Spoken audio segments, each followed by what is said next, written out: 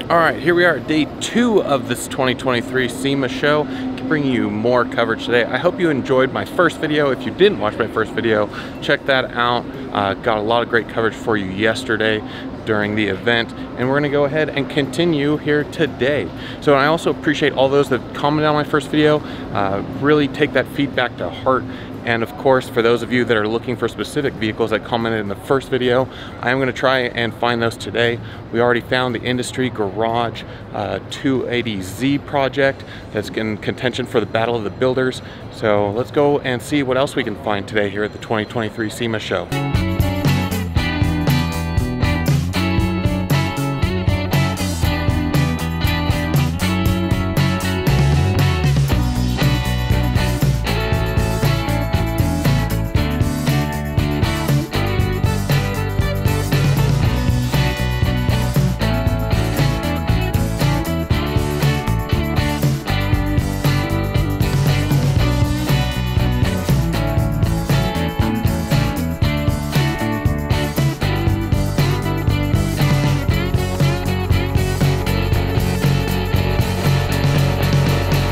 And of course, the resto mod scene has been expanding beyond just cars and getting into your trucks and SUVs, like this Blazer behind me.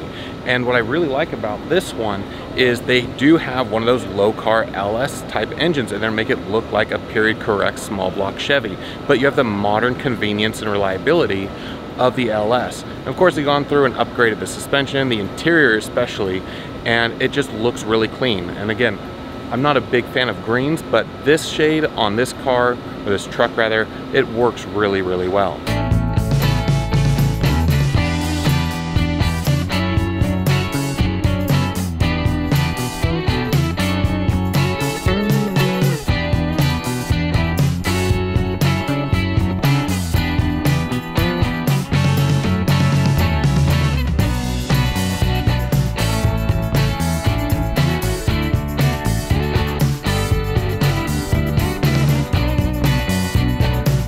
You know, over the years, I've seen some really extreme builds, some really extreme Mopar builds specifically.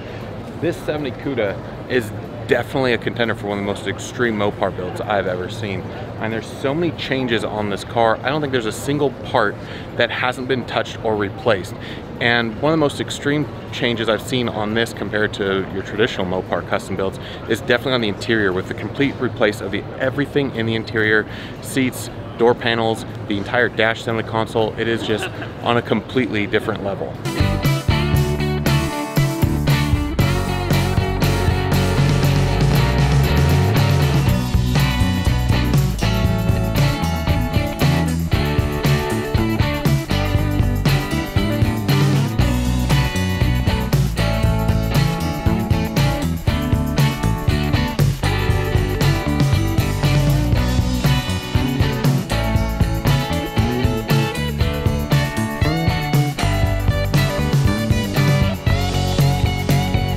I absolutely love this GTO build. The color palette that they chose is really sharp on it. Green tends to be a very popular color this year, and it's as we've said multiple times, it's not a color of my choice, but people have been building these cars with really good shades of green.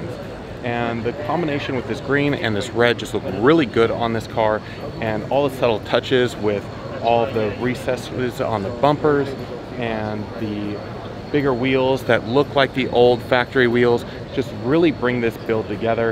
And of course, supercharged engine, you're gonna love the performance. The only thing that I'm not sold on is the automatic shift knob on this. It looks a bit out of place considering the way the rest of the entire build comes together, but other than that, it's a really, really excellent build here.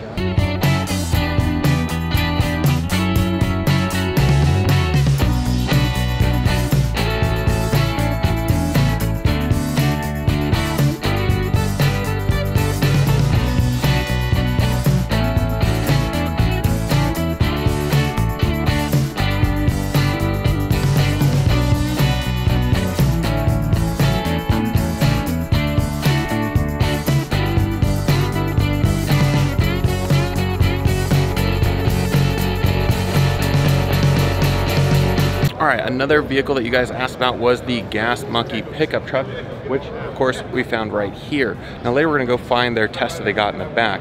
Now this truck, it looks really good. They did a really good job on the build quality. The overall design of it comes together really well. It flows really nice. Is it my style? Not necessarily, but again, I'm big into the muscle cars, but this truck, they did a really great job of putting it together, and it displays really well here.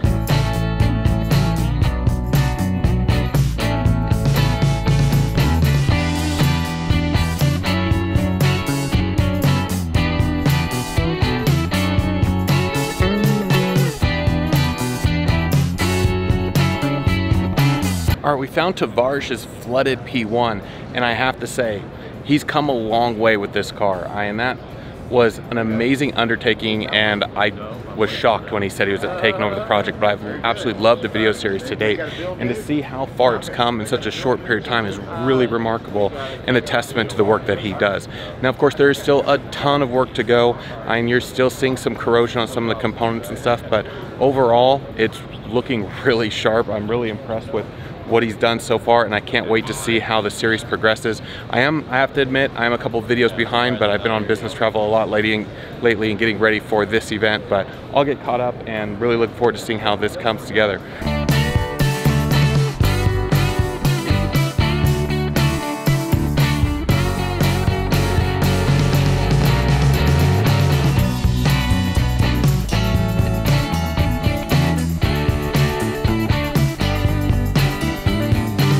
One of the vehicles I was really looking forward to see at this year's SEMA show is the Testa from Gas Monkey Garage. I've been following this build since the beginning of it, actually since he picked up the 5 Testarossas in the first place. Now, normally I would have a lot of heartburn over converting a Testarossa to one being EV to this extreme of a build, but considering what these cars started as, being former movie cars, and how abused and destroyed they were, I think I can go ahead and let it go.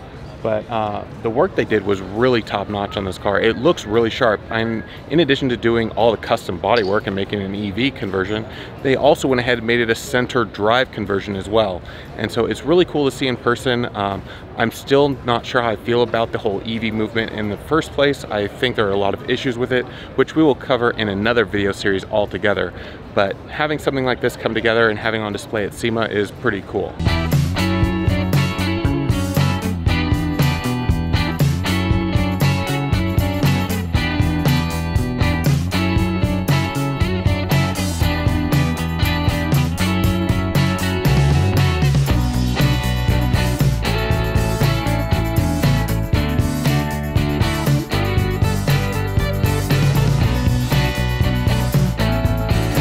So something they've got new here for the 2023 SEMA show is an entire corner dedicated to alternative propulsion options. Of course, predominantly those are your EV conversions and things of that nature. And so of course, we've got a wide variety of companies out here that are starting to convert these classics, which I know a lot of you out there, including myself, is very hesitant about these EV conversions and how they're going to play out for the industry going forward. And so I was talking to this one company, Ampere EV, and they are offering a complete package, everything you need from one end to the other to go ahead and make the conversion. Of course, they're universal kits, they're not vehicle specific, but they've got the complete kit, everything you need, and the prices start about $55,000, but you can top out at about $140,000, depending on options, configurations, how many batteries, all of that nature. But they're doing some really clean installs on these vehicles. Things are coming together pretty well. Still not something I want to do for my vehicles, but it's interesting to see what is coming out there. Now, of course, as I mentioned my other part of this earlier about talking about EVs in another video altogether and what I believe the future is of those, I'm definitely not sold on it, but to see that the aftermarket is definitely starting to get behind it and start to come up with options is really intriguing, and it's going to be interesting to see how the future develops, especially with the resource availabilities and for the components that you need for the batteries and the other parts. And so time will tell, but it's definitely a new frontier that we're in here in the automotive industry.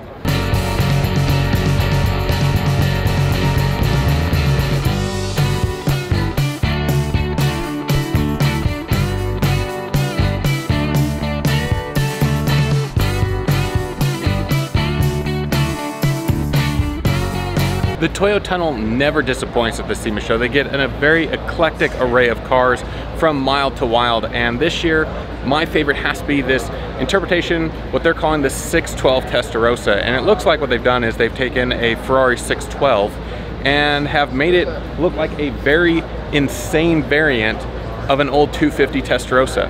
I mean, it's just really cool, it's really wild, and yeah, I could actually see myself driving this one. I love the contrast with the traditional Rossa Corsa exterior with the blue leather interior. It's very traditional and reminiscent of what your heritage Ferrari race cars are. It's very common to see red over blue interior for the racing cars, and it's just a really well executed car, and it's definitely really wild. And I'm sure a lot of you out there probably don't care for this, but for me, I think it's a really cool. Even as a Ferrari guy, I'm not so purist that I can say that only factory stock cars are the way to go. Stuff like this really catches my fancy. Now, as I mentioned in yesterday's video, the SEMA show, of course, is starting to get back to pre-pandemic levels for attendance as well as exhibitors. They're expecting like 2,200 exhibitors this year compared to like 2,400 at the peak before the pandemic, and 160,000 attendees, which definitely going through the Central Hall, especially Hot Rod Alley, yeah, I definitely believe that. Now, that being said, while they're still getting back to where they were before, there have been notable key players that have been missing this year and the last couple of years, and we don't know when they're going to return. So you got your big three are pretty much not here. Mopar's not here, Chevrolet's not here. Ford has a very small presence, nothing like they used to in the past. Their activation out front where they have the rides and stuff, that's been taken over by Shell this year. Companies like PPG aren't here, Pirelli, for your hot rod guys, you've got your Bob Drake, Dan Chuck, and companies like that aren't here that have been in the past. So while it's great to see that we're getting a huge turnout for the events, there are still some of the big players that you're used to aren't here. And even the big players that are here have been having a reduced footprint from what they've done in the past. Especially notable is like Edelbrock and Company, Holley, these types of companies that have traditionally had very large, elaborate booths definitely have scaled back in recent years. And you're also seeing that with the number of vehicles that are on display, how custom they're getting, how much money they're spending on these vehicles. So it's definitely a new trend going on. We'll see how long it takes for the entire industry to recover and get the show back up to what it was in its glory days. Hopefully it gets back to what it was in its glory days, but time will definitely tell.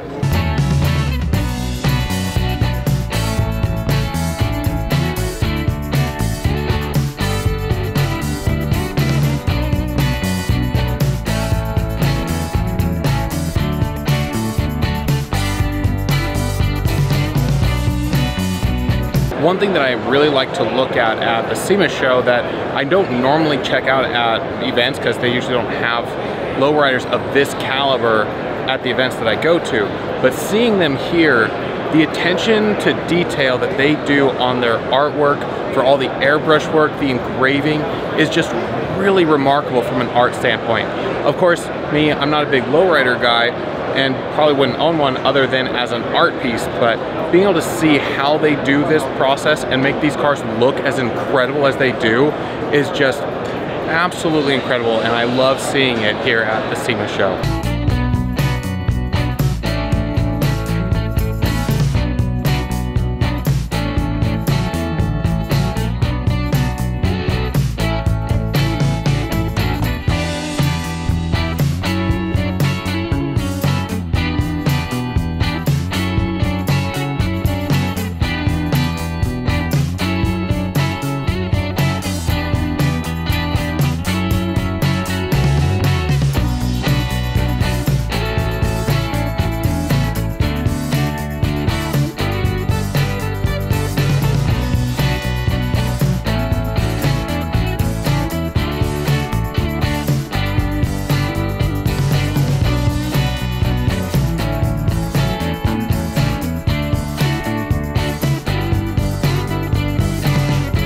Of course, every year I try and find whatever the latest the Ring brothers are going to bring, because they always bring a number of cars and they're always exquisite. And yesterday we went and looked at the Rolls Royce that they brought. Today we're looking at what they're calling Tusk, their '69 Charger build that has a Elephant crate engine in it. and the Ring brothers really know how to make the subtle details on these cars. Like for this one, they went ahead and added a second flip-top gas cap on the opposite quarter panel to make it nice and symmetric. Went ahead, of course, they have a carbon fiber grille on this one.